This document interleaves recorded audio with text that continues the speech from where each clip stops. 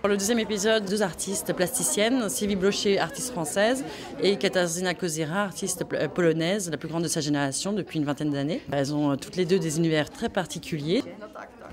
Il n'y a rien dans le jardin cette fois-ci, mais on l'a vraiment choisi avec les artistes pour que les gens puissent vraiment voir leurs films dans les salles, les écouter, parce que Sylvie Blocher va faire une conférence qui va durer 1h30, faire passer certains extraits de ses films. Bonsoir.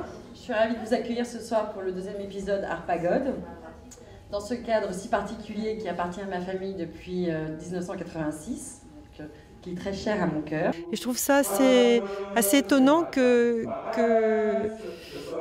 Garance veuille le décaler comme ça vers l'art. Je trouve ça très bien. De toute façon, moi je suis pour les mélanges de genres et de styles. Je suis très contente que l'International passe dans cette salle.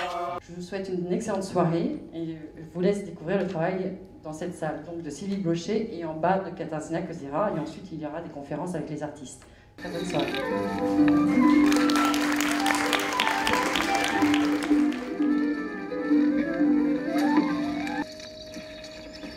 Garance has seen my work somewhere and contacted my gallery, and through my gallery she contacted me, and I just agreed because I thought it's interesting. Katarzyna Kozira se considère comme une artiste féministe, un peu outrée du système contemporain actuel. Elle le revendique très bien. Sylvie Blocher a toujours l'habitude de faire appel à des personnes dans la rue par annonce. Je suis quelqu'un qui voyage d'un pays à l'autre. On sait que je ne viens jamais avec mon travail, donc on m'invite, je m'installe sur place, j'invente quelque chose. Souvent c'est avec des gens ça peut être des milliardaires, mais ça peut être aussi des chauffeurs de taxi légaux. Enfin, je choisis des groupes de gens. Et puis j'invente quelque chose avec eux sur cette question de l'abandon, de sa propre autorité.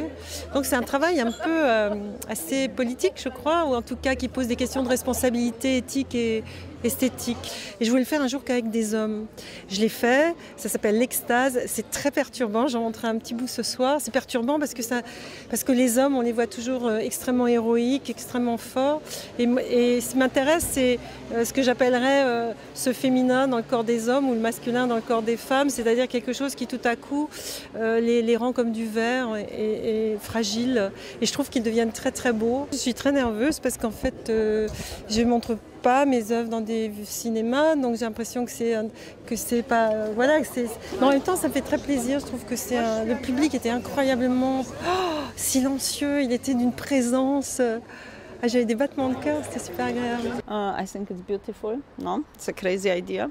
La Pagode. No, I think it's a crazy place. Also, it was a cinema from the 1930s. C'est plus centré sur l'art contemporain, vraiment sur les films d'artistes. Mon intérêt, c'est de montrer à mes invités, à nos invités, des artistes qui me plaisent beaucoup et d'allier le cinéma La Pagode avec leurs films.